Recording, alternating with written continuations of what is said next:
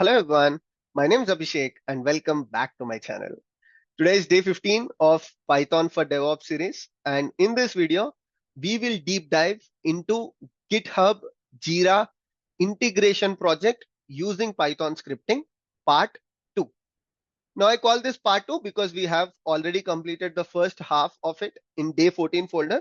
But don't worry, I'll quickly recap and I'll show you the demo of what this project about and what we have done in day 14. So basically, let's say there is a development team who owns this GitHub repository, and there are a bunch of issues that are created by the QA engineers or developers from other teams who are using this particular project. Now, the issues that are created, some of them might be the genuine issues, some of them might be configuration issues or the issues that are not correct. So what these developers want to do is they want to go through the issues. Let's say one of the developer goes through this particular issue, and if developer feels that okay, this is the right issue, then developer can accept this issue.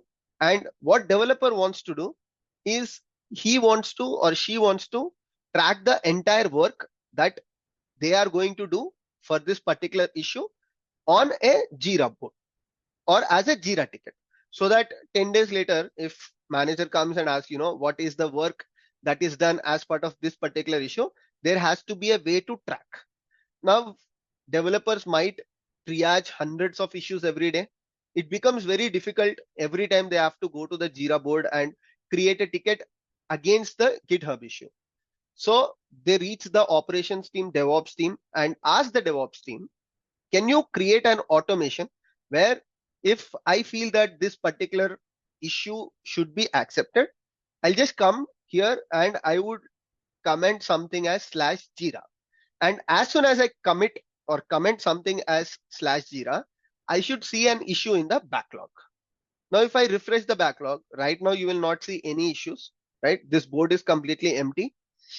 As soon as developer comes here and clicks on the comment button, what you will notice is there is a issue created. Let me refresh and show you in the backlog. So now this issue will have the complete details of this particular GitHub issue. That is, who has created this particular issue, what is the issue that they have reported. You can put technically all the things into this particular Jira ticket that you are creating through the automation. Of course, we have populated it with dummy details because we are more focused on the integration part. So this is the project. The outline, or if I have to put this entire thing in one single line, we are trying to automate GitHub and Jira integration. So how we are going to do it, I have explained in day 14, but I'll quickly recap what I have done in day 14. And we will also understand what we are going to do in today's class. So let's move towards the whiteboard. So let me take a whiteboard here.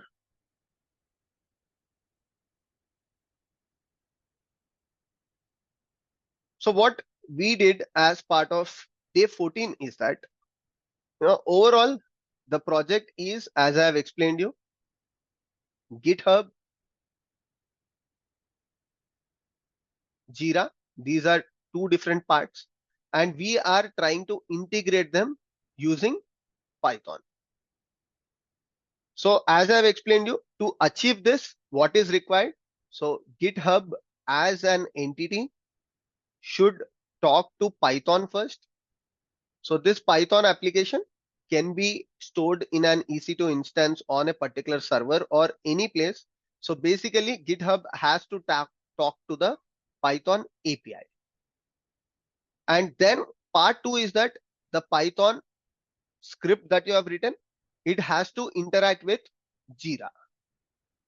How it has to interact with Jira? So it has to talk to the Jira APIs.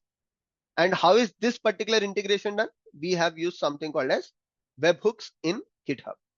Now I'm just giving you a simple overview.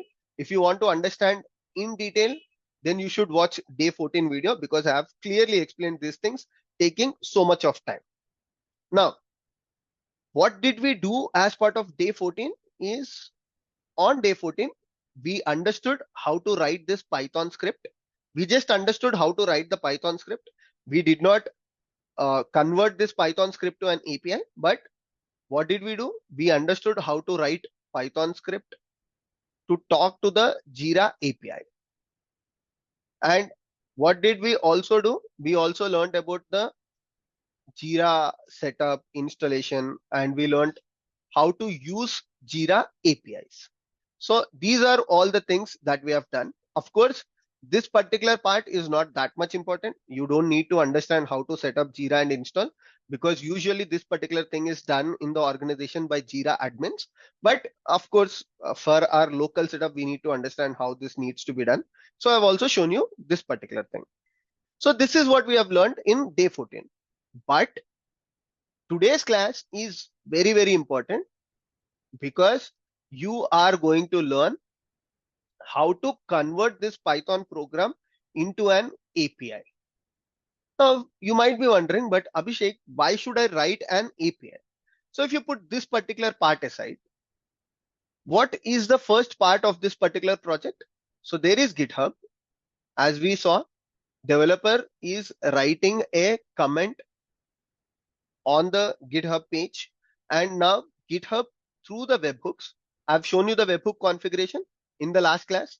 So GitHub through the webhook, what it is trying to do is it is trying to talk to the Python application that you have. Now, like I told you multiple times in my previous classes, if someone has to talk to a program, it can be you, it can be GitHub, it can be any particular person or application. To talk to another application, programmatically, there are only two ways. That is, either use the API or use the CLI that this application has provided you. Definitely, we are not writing CLI for this application. So the only way GitHub can talk to your Python program that is available on an EC2 instance or your personal laptop or anywhere in the world is to talk to the API of your Python application.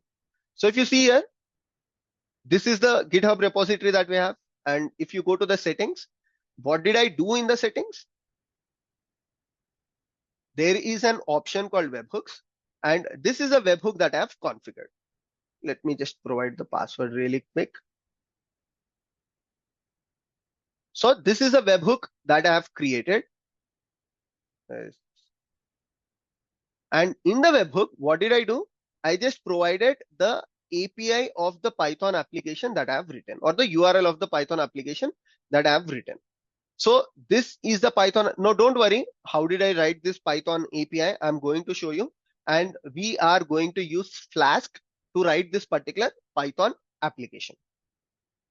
What I'm going to do is I'll just convert the Python application that we have written in day 14 to the Flask framework so that an API is exposed. So it will be very simple. Don't worry. And once I provide this URL to GitHub, so as I mentioned here, GitHub is going to send the entire JSON payload. If you look at the payload that GitHub has sent, payload is nothing but the JSON information where GitHub is going to return me. If we go to one of the previous deliveries that GitHub has done to the particular application, see, GitHub is sending all this information to my Python application. This is the complete information that GitHub has sent.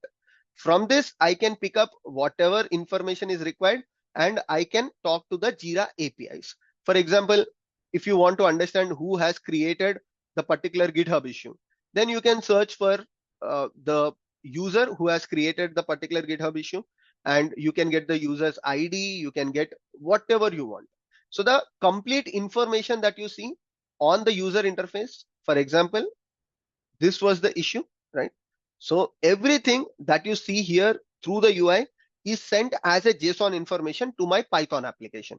Now it is up to me how much information should I post to Jira, which is this particular part. So let me repeat it one more time so that it is clear to each and every person. Because after this, I'm going to talk about Flask. I'm going to talk about APIs, how to write the API. So before I go there, I want to make sure everyone understands it, because I want each and every one of you to implement this particular project. So the first part here is that we have GitHub.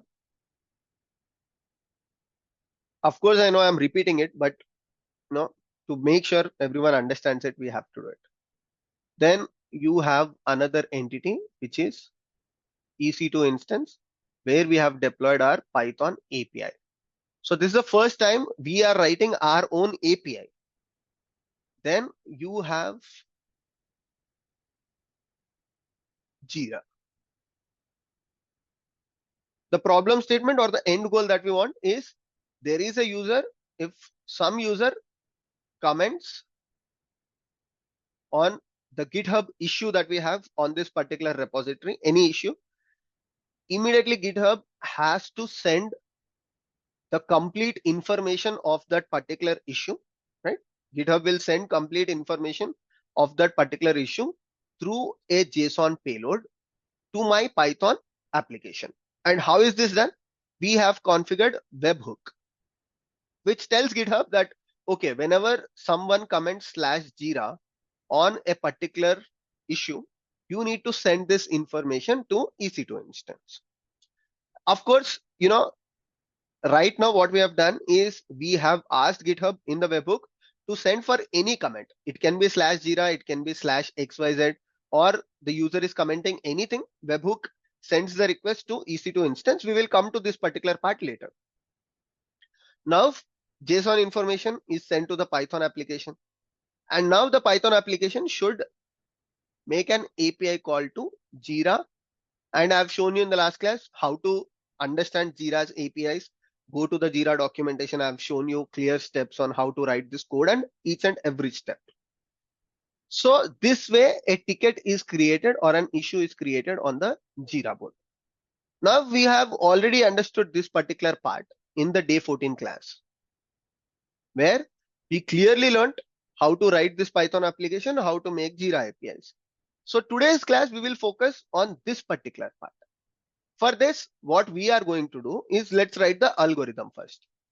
The first step that we have to do is understand what exactly is an API. And second step is to convert our Python application that we have. So previously we just had a Python script. That's it, right? So we need to convert this Python script that we have. So if you go to the day 14 folder here, you will see the Python script. In the examples folder, you have create Jira. So this is a Python script that we have. Now this is not an API. This is just a script, and whoever runs this particular script, they can make a call to the Jira thing. But what GitHub has to do is it has to talk to the API, because GitHub cannot log into your EC2 instance and execute this program. So convert the Python script to API. Why are we converting this Python script to API? Because if it is not API, GitHub needs a way to log into your EC2 instance and run the program as you are running it. If it is an API, then GitHub can directly invoke, because this Python script will be deployed to a server. So that is another thing that we need to understand. That is deploy this Python application to server. Step number 4, how to set up GitHub webhooks, which is very, very simple. It's not a big deal. Now, step 5 is conditional handling. That is, right now, the state of this integration is that I commented /Jira, it created a ticket here. But even if I comment something like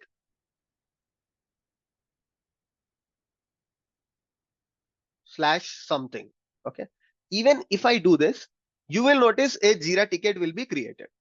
Okay, so if I refresh, you will see a new Jira ticket.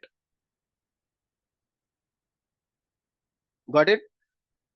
So what we need to do as the last step is we have to conditionally handle it, where only if user comments /Jira, I need to create the ticket, because this has to be a keyword.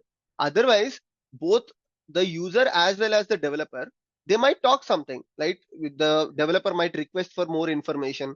Developer might be looking into it, just might comment, please give us 2 days, we will look into it. Finally, if developer is okay with the issue, only then developer will comment /Jira, and only for that particular action, you have to create the Jira ticket. So that is just nothing but what you need to do in the last step. In the last step, you need to go through the JSON information that is sent from GitHub to the Python program, and you have to write just an if condition. So these are the 5 steps that we need to do to implement this particular program. So let's start with the first step, that is what exactly is an API. Okay, so I know I've discussed this multiple times in the previous classes, but I'll repeat it one more time. Okay, and in today's class, how we are going to write the API, we are going to use the Flask framework.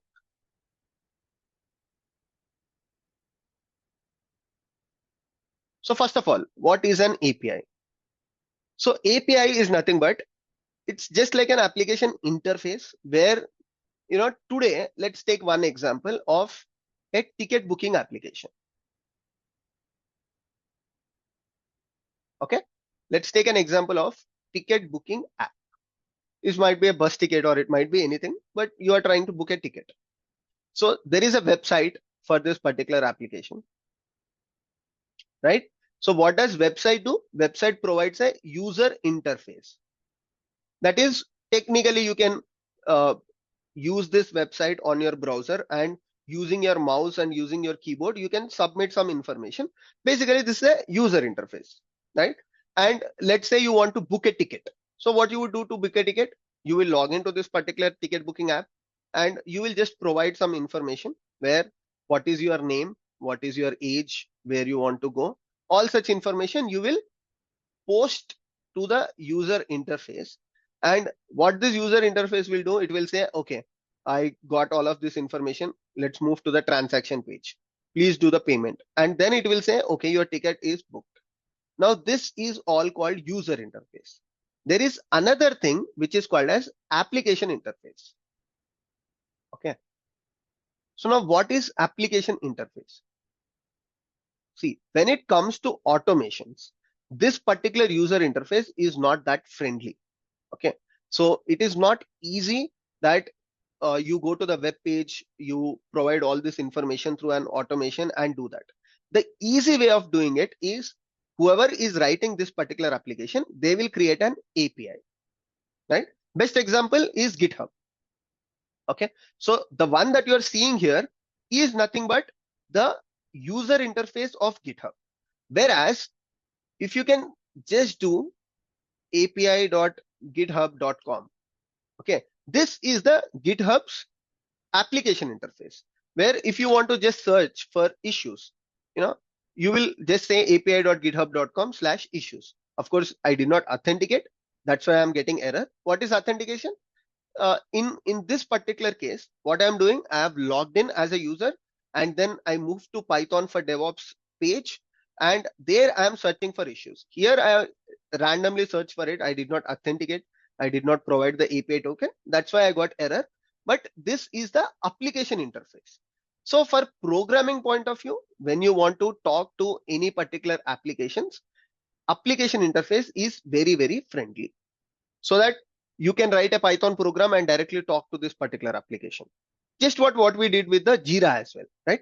We created Jira ticket in this particular example or the demo that we are seeing, where I did not click few buttons, but I wrote Python program to talk to the Jira API. Got it?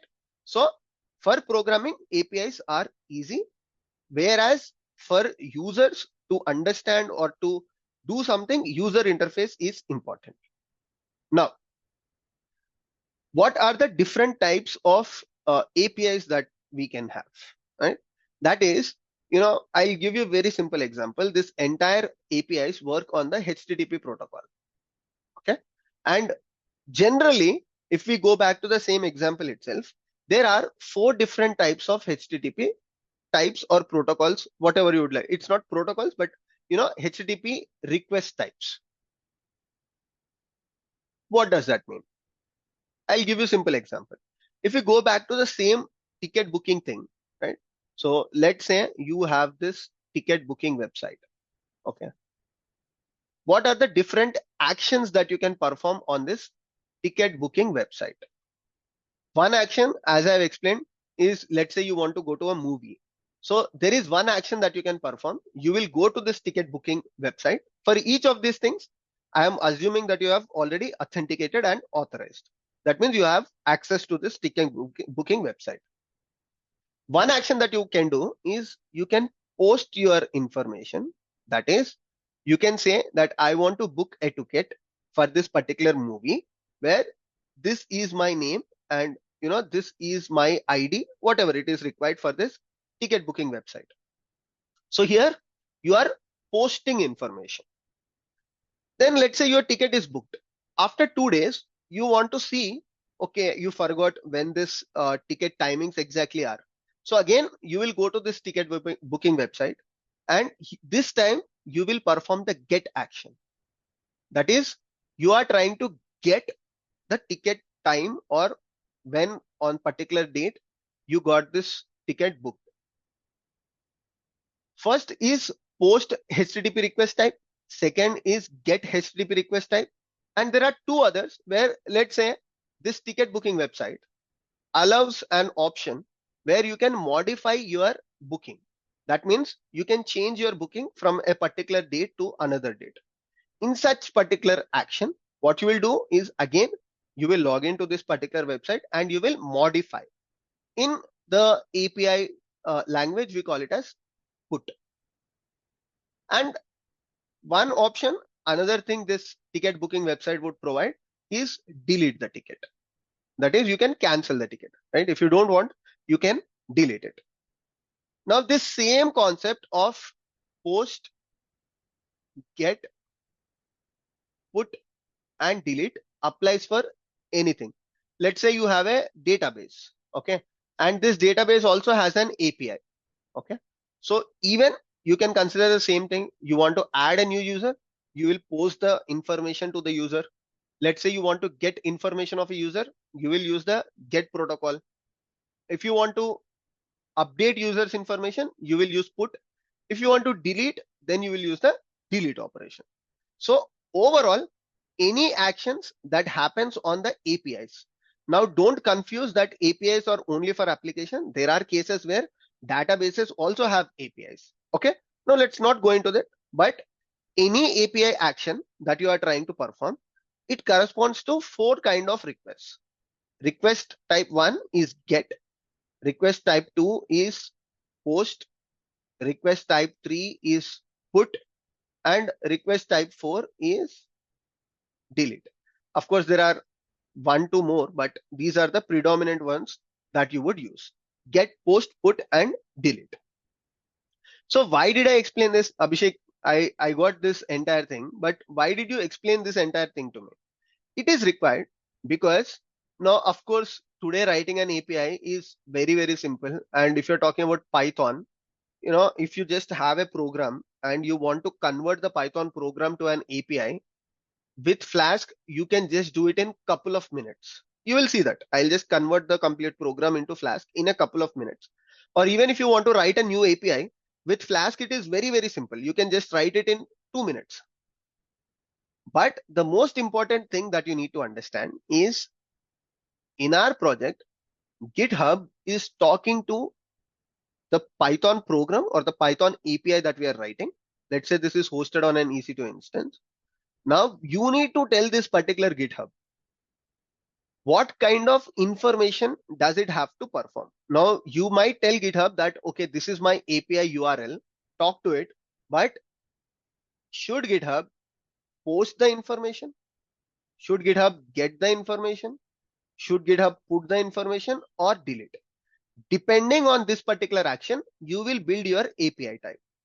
In our case, what we need GitHub to post the information to us, because GitHub is sending us all the JSON information related to the user. GitHub is not taking anything from us, but GitHub is providing us some information. So the API that we have to write should be of post type. Of course, I'll start with simple get API. I'll show you how to write a simple Flask get API because get is very, very simple. But in today's class, you need to understand that we will use a post type of API because we are receiving the information where GitHub is posting some information to us. And what we will try to do on the Jira part as well, we will post the information only, because GitHub is posting to us and we are posting to Jira, where we are saying Jira, okay, create a ticket and this is the information, take this all information and create a user. It's just nothing but, if you consider Jira as a DB, we are populating a record to the DB. That's it, right? Done. So one thing you need to notice is we need to create a post type API. Now let's go back and through the console, let's understand how to write a Flask API. So first thing is, keep in your mind that this is very, very simple. If you are afraid of something, then you will find it more complicated. See how simply I will write the Flask API, so that you will also say that, okay, Abhishek, I thought Flask was difficult, but now I understand it's very, very simple. So I've taken a terminal. The first thing that you have to do is you need to install Flask. So for that, pip install Flask. Okay. So this will install the Flask module or the package on my particular instance. So now I have got Flask, right? So if you are using Visual Studio Code, or if you are using your virtual machine, then the command can be pip or pip3 install Flask. You need to check that. Now, what I'll do is I'll go to the day 15 folder and I will create in the day 15. Don't worry, once you see this video live, you will see the day 15 populated with notes as well. So in the day 15 folder, let's say simple Flask app, or just say hello world. Okay, we'll just say examples. Sorry, let's create a folder called examples.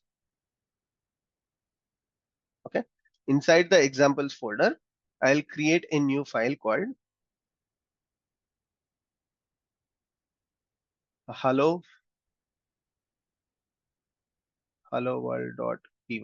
Okay, so let's write this very simple Flask application.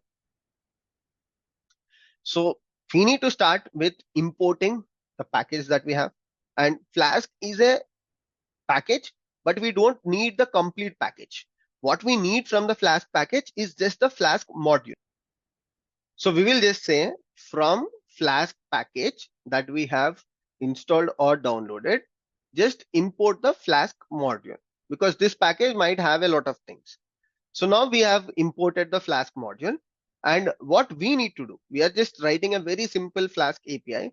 And my goal is that when someone hits this Flask API on the internet, they just need to access something like hello world, right? If someone hits this particular API, they need to see the response as hello world, nothing more than that. So what I'm going to do is from Flask, import Flask, and then I need to write this particular statement called app is equals to Flask. So this is just nothing but instantiating a object where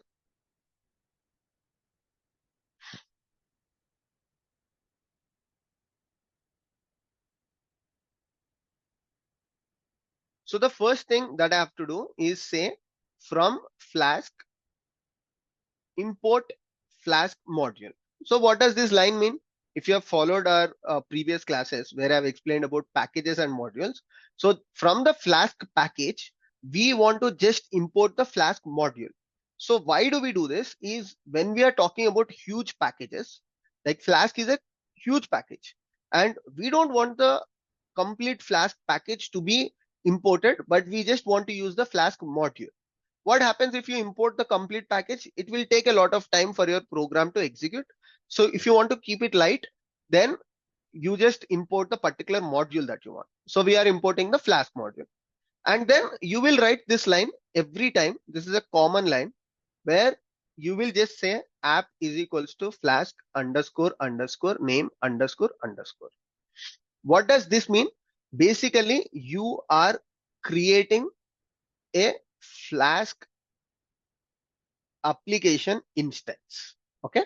So this particular line is required to create a Flask application instance because we will perform all the actions using this Flask app instance. Okay. So this is a framework that we are using. And within this framework, the entire thing that we do, how user talks, depend upon this Flask instance that we have created. And this is a line that we write on every Flask API that we are trying to build. Now, what I'm going to do is usually you have a function like this, right? So definition, let me call it as hello, just hello. And whoever calls that function, I just want to return something like hello world. This is how I write a usual program, right? Now, what you need to do is you just need to add a decorator for this particular function. Again, Abhishek, you are using a new term called decorator. What does that mean?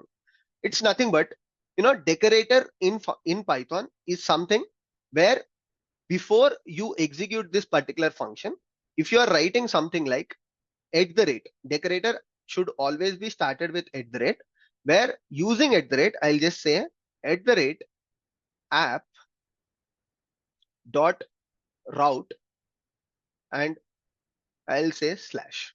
So now what this particular line does, right? This is the important question. Generally, this particular line is called as decorator. Now, before I explain what this particular line does, any decorator that you are trying to write, the main purpose of the decorator is, so before executing this particular function, let's say someone invoked this particular function. Before executing this particular function, please try to execute this action. Okay. So decorator performs an action before the execution of the function. So one example I can give is, let's say someone is trying to access a particular microservice of Amazon, right? It can be the payments microservice of Amazon. Now, in which cases you will use decorator is that you want to verify if the person who is accessing the Amazon API, the microservice API, is authenticated to the Amazon website or not. In such particular cases, you can use the decorators. The best example for it, where you can verify if someone is trying to talk to an API, is that particular person authenticated or not. Of course, in our case, we are not worried about authentication, right? Because this is a very simple application that I'm writing. But why I'm using this particular decorator here is that in Flask, if you write this particular decorator, which you have to write for the function which you are trying to use in Flask, what happens is that Flask will try to verify if someone wants to access this hello API, are they trying to access this particular thing on this particular path or not? Only if someone is trying to access on this particular path, then Flask will send the request to this particular hello function. We will see that in a couple of seconds, where when I try to execute this function, you will notice if I provide in the URL, if I provide something like EC2 instance :5000 / if I say something like Abhishek, then you will not receive the output as hello world. Whereas if you only say /, you will receive the output as hello world. We'll see that. Now, finally, like I told you, if you want to build this API and deploy this API, you need a server.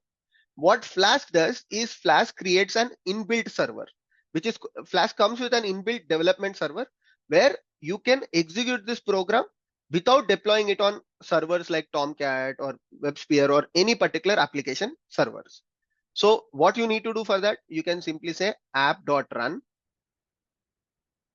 and on which particular URL this app has to learn. So I'll just say 0.0.0.0, which means you need to run it on the EC2 instance IP address only, or your local machine's IP address. So because this is code spaces environment, I cannot expose it. Creates a lot of time. It takes a lot of time to create a tunnel and all. What I'm going to do is I'm just going to copy this program and I will try to execute this program on an EC2 instance and show you. So let me take my EC2 instance console, right? This is my EC2 instance console. And here I just have one file. Let me create a new one called helloworld.py. Okay. Inside this, I'll just copy paste the program that we just wrote. And on this particular EC2 instance, I have already installed Flask. If not, you need to install using the same command called pip3 install Flask. So now I will run this Python program saying that Python 3 followed by hello world.py. And what you will notice as soon as I run this, see, Flask has started a development server. It is saying serving Flask app hello world, and it is running your particular program on this particular IP address. So if you go to the browser now, so this is my EC2 instance where I'm running it. You can create an EC2 instance by yourself. And on the EC2 instance, what I have done is I am executing it on the public IP address. So I'll just take a browser on the public IP address. By default, Flask application runs on port 5000. If you want to change it, I'm going to show you how to change it. But now I'll say port 5000 slash, and the output should be a hello world. Perfect. Exactly what we expected. Now, if you enter something like /abc, see, it says not found. So who returned this not found? This is very important, right? So you have hit this particular URL and the output is not found, but someone has sent you this not found, right? If not, you should see a different web page, or you should see a web page crashing or something like that. But here we got a proper error message which says the requested URL was not found on the server. If you entered the URL manually, please check your spelling or try again. So who sent this response back? This response is sent by the Flask. And who is doing this particular action? This particular decorator. Now, did you understand what is the use of decorator? The use of the decorator is whenever someone is trying to access this particular API. Okay. So here in terms of Flask, it is doing two things. One is it is saying Flask that, okay, only serve this particular function on this particular slash. If someone is trying to access it on a different URL, then send out this particular error message that we are seeing. The main purpose of decorators, if someone asks you in an interview, what is a decorator in Python or why are we using decorators? Then you can say the examples that I've mentioned. Let's say there is an API, and if someone wants to access the API, what I can do as a developer or DevOps engineer who has written that program is I will use a decorator in front of the or before the function definition, saying only authenticated users should access the function. So authentication action runs before, or authorization action runs before your function execution. That's the point of decorators in Python. Okay, now we have learned how to write a simple Flask application.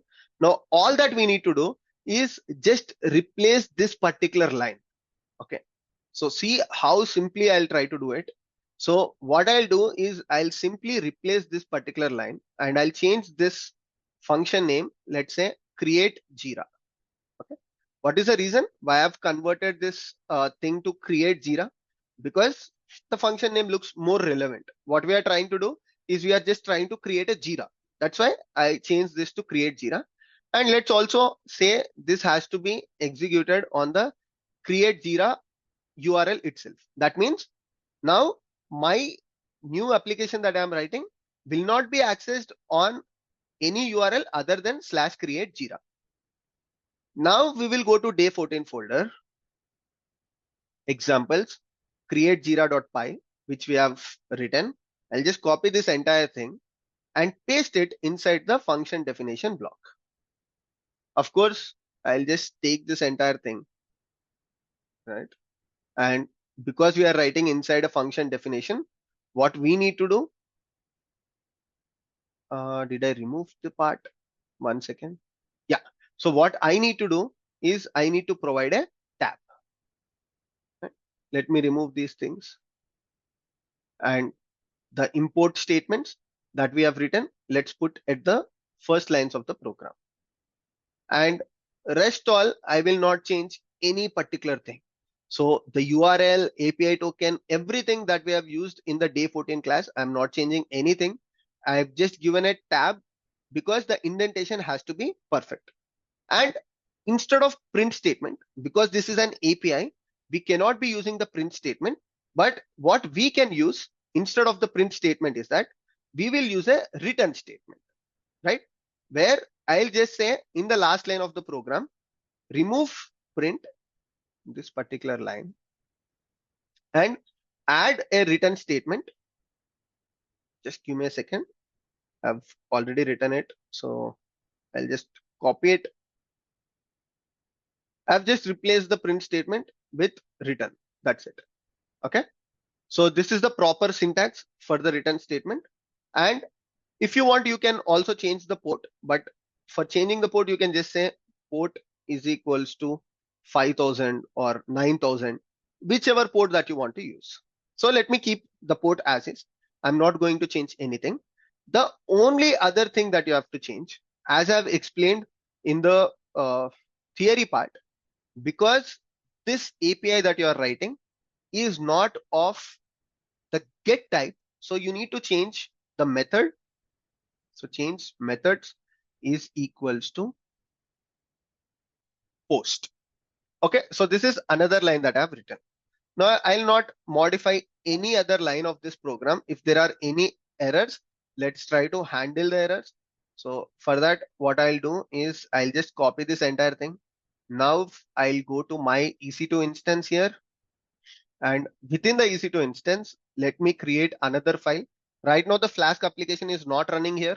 If you try to send a GitHub webhook, that is, now let me show you, because I have stopped the Flask application. Okay. The previous application that I've written to show you the demo. Now the demo will fail because I've stopped. See, there are two Jiras. Let me refresh. Okay.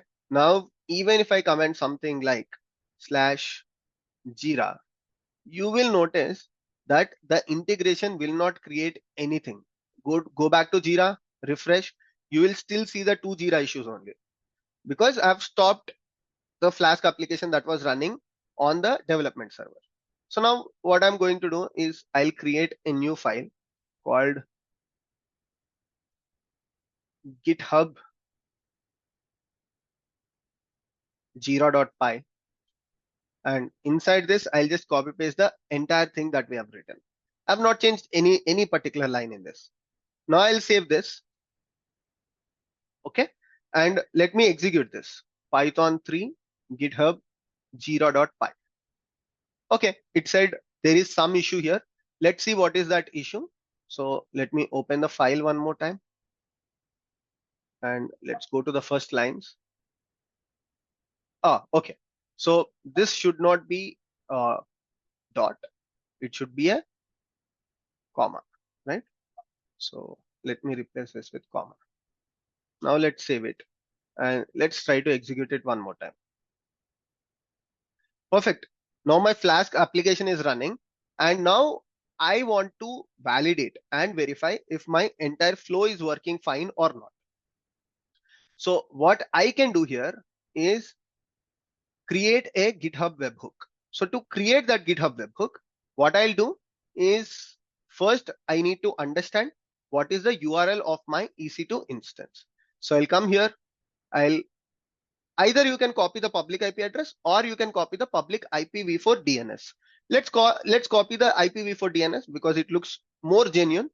And I'll go to the GitHub and I'll show you how to create the GitHub webhook. So come here, click on the settings button, right? And on the settings button, sorry, my bad. You will have webhooks here. Let's delete this webhook that we have. See, right now it says the integration is failed because we deleted the Flask server that we previously created. Now I'll delete the webhook and I'll show you right from scratch how to do it. First, copy this particular thing that you have. Call it as HTTP, not HTTPS. Okay, even when you are accessing the URLs on the browser, it should be HTTP only because we haven't created HTTPS, right? Colon 5000 / create Jira. let's change this to application JSON. I'm not touching anything else. And here I need to select the individual event. Now, what is this, Abhishek?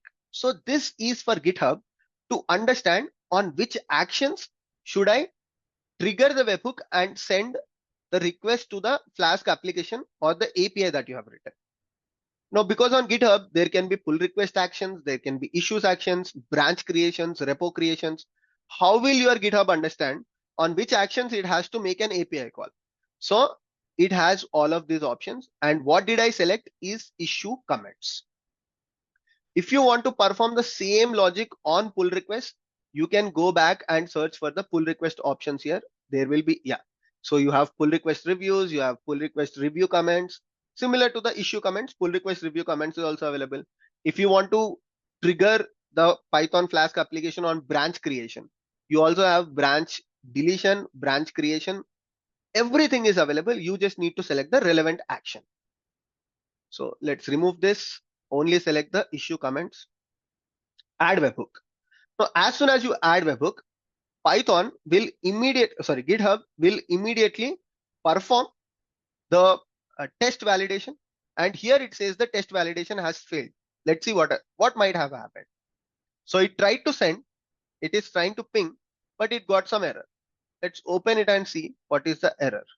So it said requester URL was not found on the server. If you entered, see, do you remember this error?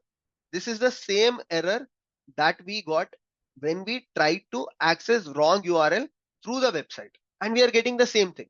So we have some knowledge of troubleshooting. Let's go and see what is the request that I have set up. So I said, this is the URL.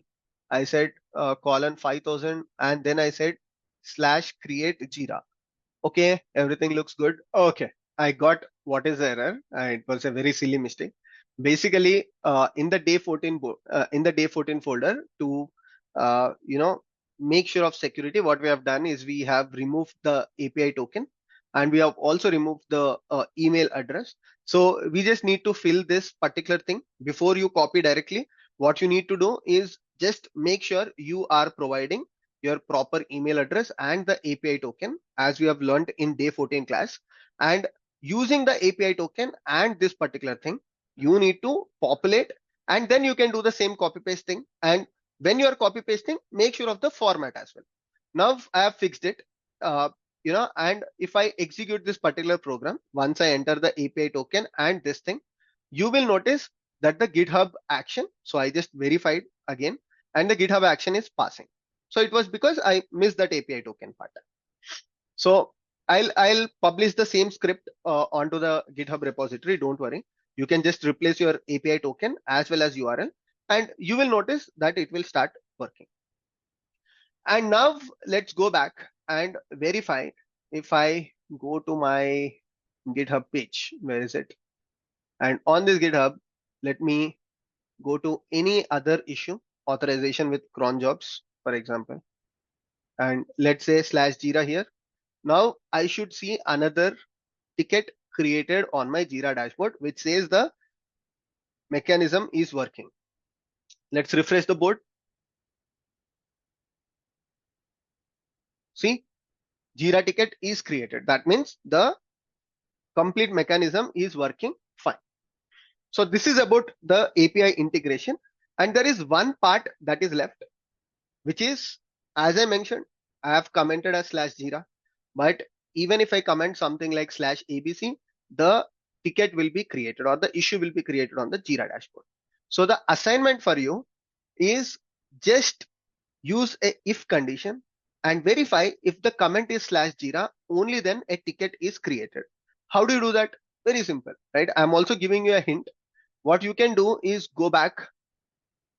If you go to the settings of this repository, and if you go to the webhooks, if you look at the JSON information, this GitHub is sending you. This is the JSON information GitHub is sending you. And here, if you search for the comment called /Jira, so this information is available in the body. So all that you need to do is traverse this particular JSON, which I've explained in the last class also, right? Understand how to iterate through this particular dictionary object. And in the dictionary object, you need to get this particular body, and in the if condition say if body equals to slash Jira, only then perform the API creation. Where will you add that if condition? So you can technically add the if condition at this point of line. Wherever it is creating the API call, here it is making the request, right? Request dot request, where it is making the API call. So you can just populate this entire thing into a if block, right? So add a if block and then put that if into this. And in the else condition, you can say comment should be slash Jira only, something like that, whatever you would like to.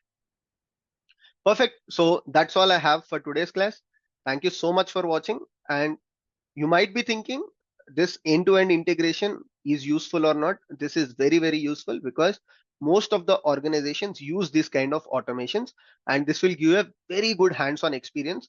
I'll add the complete Python script also. So of course, this is a Python script, but what I'll do is I'll just add the comment saying that you need to add the API token here and you need to add this particular thing here so that you can just follow it. Of course, there are some indentation mistakes also. If you see here, probably this project key should be here, issue should be here. So I'll fix those indentation mistakes which we got while we are copy pasting, and I'll update the script here. So in organizations, one difference is that we are using the development server, right? On the EC2 instance, this is the development server, but organizations don't use this development server. Basically, you will deploy it onto a Apache server, Tomcat, or whatever it is, and you will use something called web server gateway interface. So we will not discuss that topic in today's class because it becomes overwhelming. In some other class, I'll explain you how to use the web server gateway interface as well. See you all in the next class. Take care. Bye bye.